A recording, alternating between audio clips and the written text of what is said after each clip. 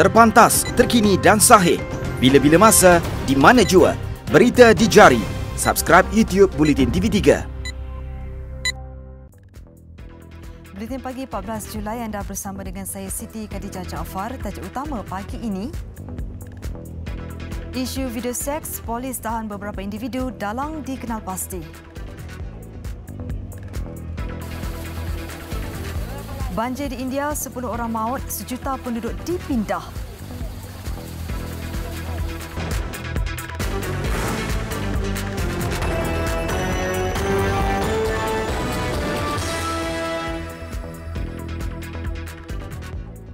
Assalamualaikum dan salam sejahtera.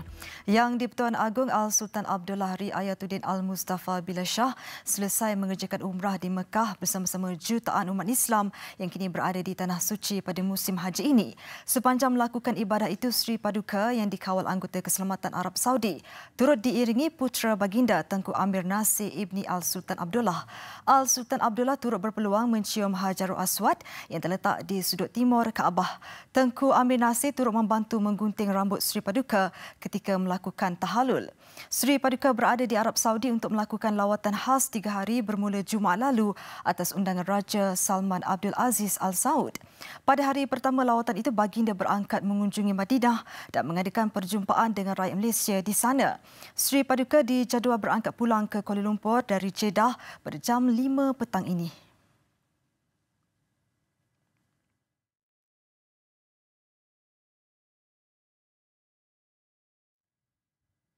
Polis memberi bayangan awal bahawa terdapat konspirasi melibatkan beberapa individu dalam penyebaran dan pembikinan klip video seks membabitkan seorang menteri. Ketua Polis Negara Datuk Seri Abdul Hamid Badu berkata beberapa individu telah ditahan untuk membantu siasatan. Dengannya siapa yang bertanggungjawabnya, ya? Ada satu bentuk pakatan di belakangnya untuk apa ni. So ada dah bayangannya dah. Ya, insya-Allah. Sama ada dia ahli politik, pemimpin politik ataupun orang biasa, NGO ke, polis buta tentang tu semualah. Siapa yang tanggungjawab, kita ambil. Ya. Tambahnya, siasatan kes ini tertumpu kepada 2 aspek, iaitu menyiasat mereka yang terlibat dalam pembikinan video itu dan mereka yang menyebarkan video berkenaan. Dalam pada itu, ujar Datuk Seri Abdul Hamid, siasatan tentang ketulinan video terbabit masih diteruskan dengan kerjasama beberapa pihak termasuk Suruhanjaya Komunikasi dan Multimedia SKMM. Beliau juga turut menafikan bahawa kertas siasatan membabitkan klip video seks berkenaan telah dibawa ke peringkat Peguam Negara. Oh, belum. Ada lagi beberapa tindakan yang perlu diambil. Itu pun tindakan yang perlu diambil itu pun atas arahan, ya, daripada pihak pendakwa raya, sebab kita telah pun menghantar fail itu dah dua kali dah, ya. Berbincang dengan dan pihak Jabatan Peguam Negara memberikan arahan-arahan tertentu untuk mendapatkan keterangan ini, keterangan itu dapat. Datuk Seri Abdul Hamid ditemui media selepas menghadiri program Rumah Terbuka Malam Semarak Kasih Perumahan PDRM malam tadi.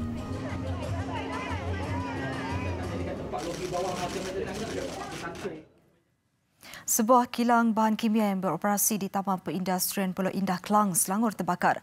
Kejadian berlaku seminggu selepas kebakaran di sebuah kilang lain di kawasan sama pada 5 Julai lalu. Pengarah Jabatan Bomba dan Penyelamat Selangor Nur Azam Khamis berkata kebakaran membabitkan sebuah kilang berkeluasan 929 meter persegi. Bagaimanapun, katanya tiada mangsa dilaporkan cedera dalam kebakaran yang berlaku lewat petang semalam itu. Beliau berkata pihaknya menerima panggilan pada jam 6.59 petang dan jentera dari Balai Bomba dan Penyelamat BBP Pelabuhan Klang, Andalas Sungai Pinang, Teluk Panglima Garang, Rawang, Kota Anggrek dan Lapangan Terbang Antarabangsa Kuala Lumpur KLIA dikerahkan ke lokasi kejadian.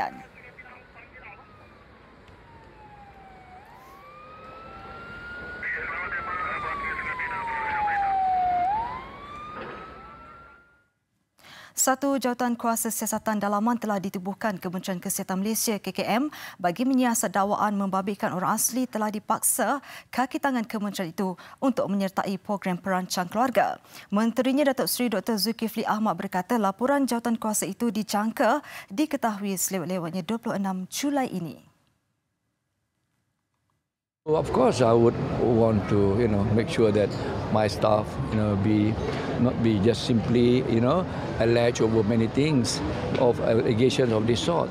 However, I'm open for, people to criticize us or not criticize us, to complain whatever, and I've shown my commitment to this. Beliau berkata demikian ketika mengulas dakwaan terdapat wanita orang asli dari Gerik Perak dipaksa mengikuti program perancang keluarga termasuk disuntik sehingga memberi kesan sampingan buruk kepada peserta. Jelasnya jawatan kuasa itu diketuai oleh pakar perubatan kesihatan keluarga Dr. Ayub Bahlaus serta beberapa pegawai perubatan, jururawat serta pemantau yang akan mula bermesyuarat buat pertama kalinya minggu hadapan. Tambahnya, inkuiri dalaman itu akan melibatkan 3 perkara iaitu menyiasat sama ada dakwaan berlakunya paksaan dalam penerimaan ubat perancang keluarga dalam kalangan wanita orang asli selain mengenal pasti kelemahan dalam penyampaian program itu. Manakala saranan ketiga pula akan memfokuskan kepada penambahbaikan ke atas penyampaian program tersebut. Datuk Seri Dr. Zulkifli berkata demikian setelah merasmikan sambutan Hari Keselamatan Makanan Sedunia semalam.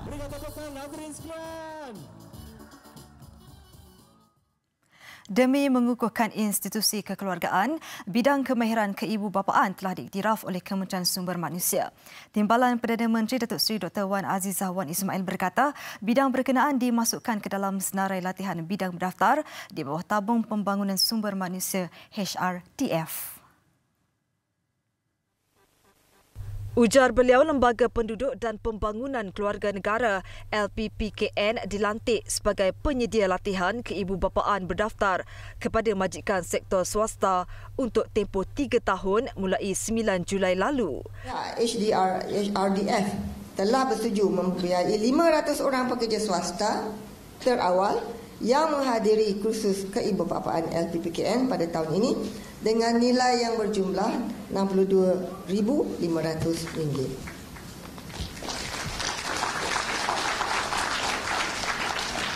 Ini merupakan projek rintis permulaan kerjasama di antara HRDF dan LPPKN. Ianya layak ditawarkan kepada syarikat yang terdaftar dengan HRDF sahaja. Saya difahamkan bermasa ini jumlah syarikat yang telah berdaftar adalah 27,000 syarikat. Beliau berkata demikian ketika berucap merasmikan Forum Keibubapaan Kreatif mendepani cabaran alaf baru sempena sambutan Hari Ibu Bapa Peringkat Kebangsaan 2019 di Universiti Putra Malaysia. Tambah beliau, kursus itu diwujudkan bertujuan meningkatkan kemahiran keibubapaan dalam kalangan pekerja yang terbabit, terutama mendepani cabaran dunia cyber yang turut memberi kesan kepada anak. Dalam masa sama, Datuk Seri Dr. Wan Azizah menyeru ibu bapa supaya menjadi kreatif dalam mendidik anak alaf baru yang cenderung kepada teknologi tanpa sempadan. Kementerian Wilayah Persekutuan akan berusaha mendapatkan lokasi sesuai untuk menempatkan pejabat operasi dan tapak perkhemahan untuk pengakap Kuala Lumpur.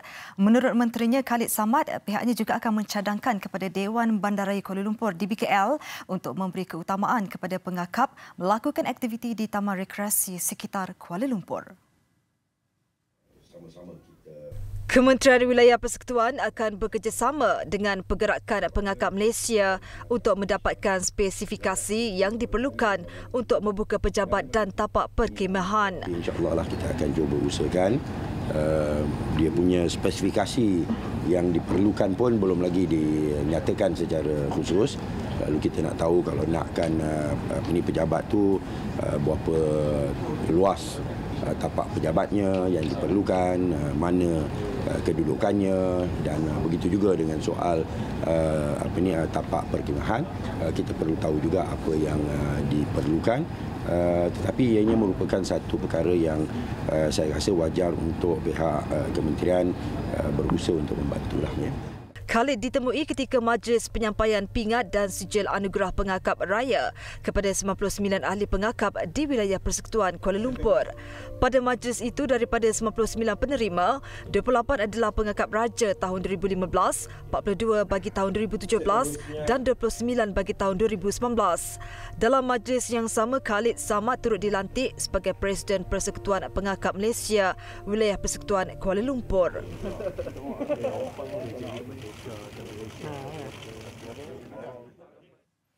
Kementerian Pendidikan disaran agar mewujudkan satu prosedur operasi standard SOP di peringkat sekolah bagi menghadapi sebarang situasi kecemasan atau insiden tidak diingini.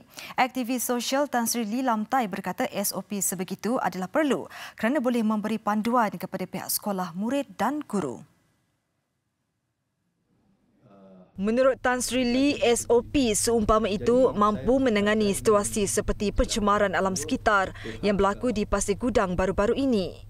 Kementerian Pendidikan boleh berbincang misalnya dengan itu kementerian yang lain termasuk itu kementerian ataupun Jabatan Alam Sekitar ataupun agensi kerajaan yang lain untuk membincangkan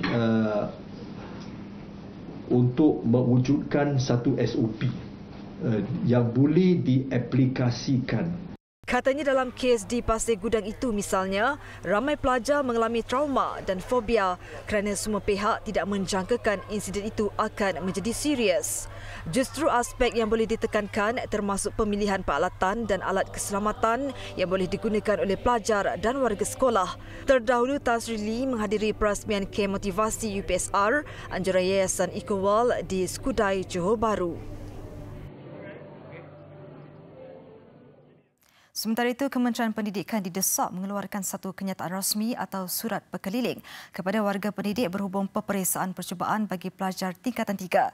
Setiausaha Agung Kesatuan Perkhidmatan Perguruan Kebangsaan Malaysia NUTP Harry Tan Huat Hock dalam kenyataannya berkata NUTP mendapati ada antara sekolah menengah yang mengadakan peperiksaan percubaan mengejar penarafan secara tidak formal di kalangan mereka sendiri sekaligus membebankan murid dan guru terlibat. 6 Julai lalu, NUTP telah memuat naik satu video di laman sosial Facebook berhubung pemakluman Ketua Penolong Pengarah Lembaga Peperiksaan Malaysia Rohisan Muhammad. Video berkenaan menyatakan dengan jelas meminta semua pengetua dan pentadbir sekolah tidak mengadakan peperiksaan percubaan dan peperiksaan akhir tahun bagi pelajar tingkatan 3. Harry Tan dalam pada itu berkata perkara itu juga menurut Ketua Pengarah Pendidikan selaras dengan naratif baru amalan pendidikan yang tidak mahu pendidikan menengah rendah berorientasikan peperiksaan kerana PT3 sebahagian komponen penilaian berasaskan sekolah PBS.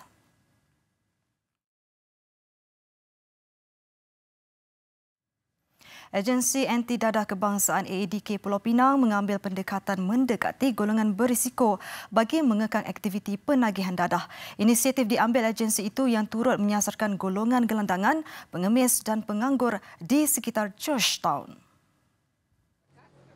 Agensi itu turun padang menerusi program prihatin dengan diketuai pengarah AADK Negeri Elmariah Chung bagi menyampaikan khidmat termasuk menangani masalah ketagihan dadah.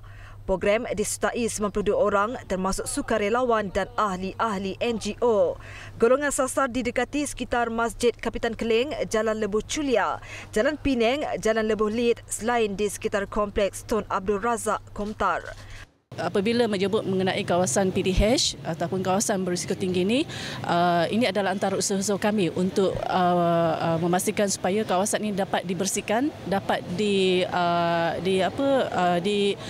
dikurangkan masalah penagihan yang berlaku di kawasan ini daripada kategori sebagai merah dapat dihijaukan.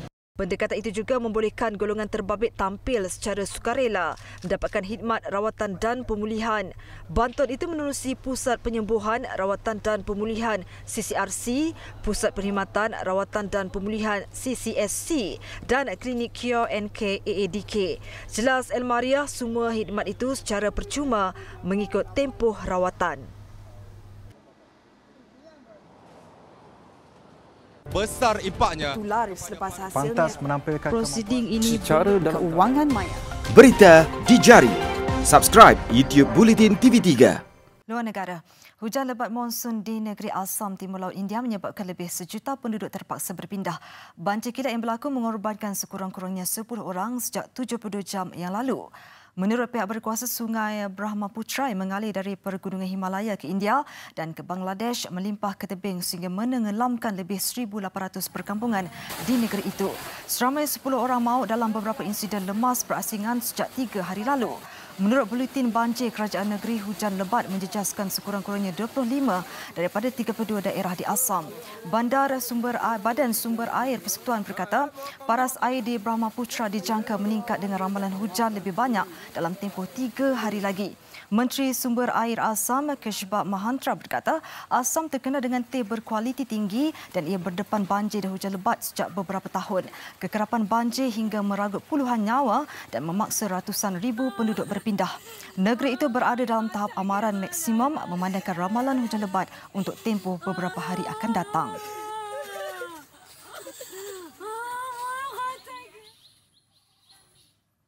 Sekurang-kurangnya 51 orang cedera selepas gempa bumi berkekuatan 5.8 magnitud melanda wilayah Surigao del Sur, Filipina. Gempa melanda sekitar jam 4.42 pagi semalam pada kedalaman 11.8 km. Ia diikuti 7 gegaran susulan pada skala kecil. Insiden turut menyebabkan beberapa bangunan mengalami kerosakan, termasuk sebuah hospital berdekatan Karas Kasal yang terpaksa dikosongkan. Jumlah kerugian akibat gempa itu masih disiasat.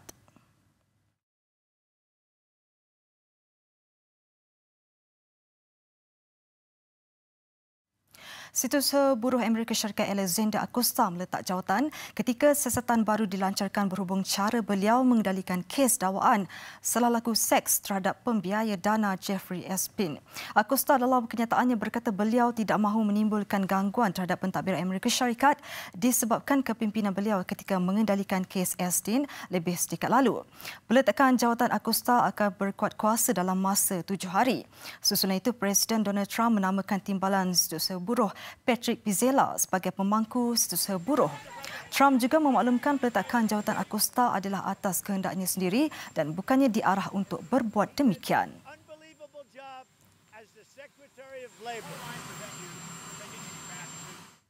Tiga anggota keselamatan Afghanistan maut dalam pertempuran dengan kumpulan bersenjata di Baghdad. Menurut laporan media tempatan, suspek sebelum itu melancarkan serangan ke atas sebuah pos pemeriksaan polis di bandar itu sebelum menyerbu sebuah hotel. Kumpulan itu kemudian bersembunyi di dalam hotel berkenaan dan menjadikan beberapa kaki tangan sebagai tebusan mendorong pihak berkuasa mengepung kawasan itu. Insiden berbalas tembakan tercetus. Kejadian mengakibatkan 2 lagi anggota polis cedera.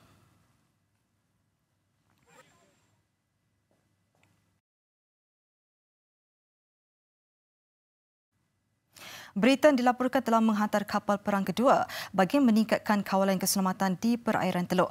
Tindakan ini diambil susulan ancaman dari bot Tentera Revolusi Iran yang didakwa cuba merampas kapal tangki Britain di kawasan itu. Berdasarkan situasi terkini, kedua kapal perang tercanggih Britain itu dijangka akan mengawasi kawasan sekitar perairan Iran dalam tempoh beberapa minggu yang akan datang. Terdahulu, Tentera Laut Diraja Britain telah mematahkan cubaan merampas kapal tangki Britain oleh 3 bot pengawal revolusi Iran yang lengkap bersenjata. Iran mendakwa kapal tangki minyak Britain itu melintasi Selat Hormuz tanpa kebenaran dan memintanya mengubah haluan.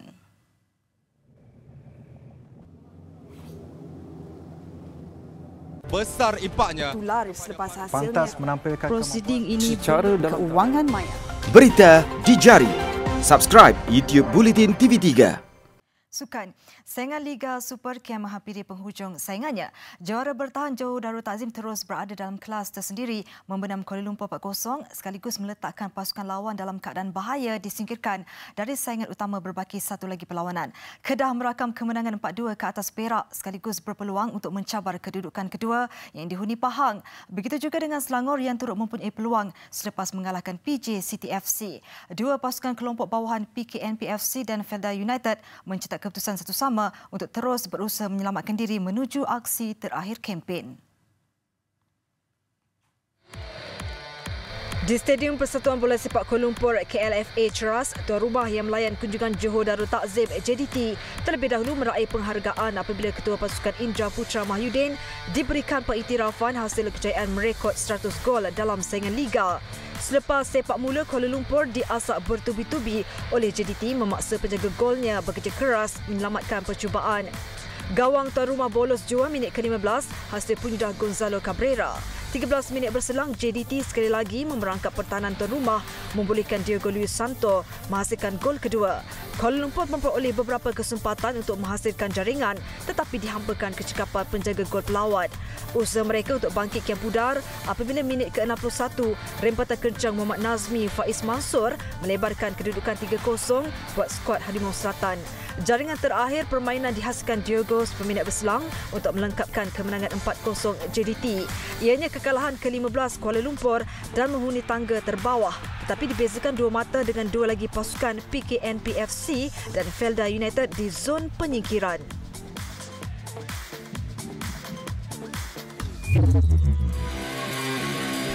Sementara itu, dua pasukan finalis Piala FA Kedah dan Perak bertemu terlebih dahulu dalam aksi kedua terakhir Liga sebelum pertembungan penentuan 27 Julai nanti.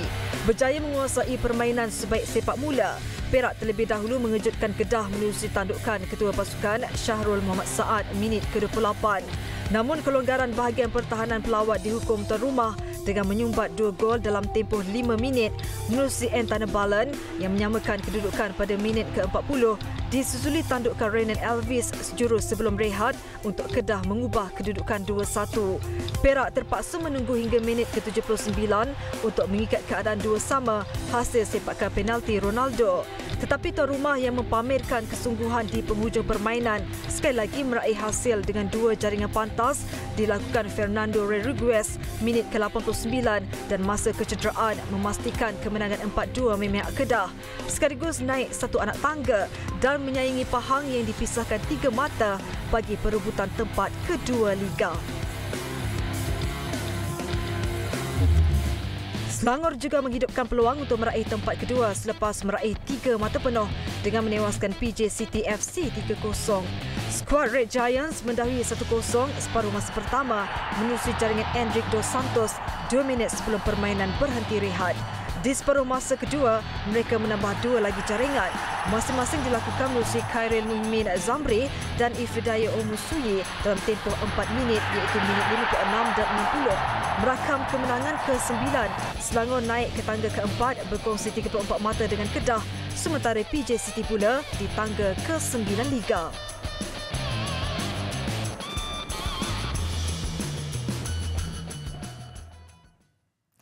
Sekian Buletin Pagi. Ikuti lebih banyak berita di platform media sosial Buletin TV3. Saya Siti Khadijah Jaafar. Salam hormat dan Assalamualaikum.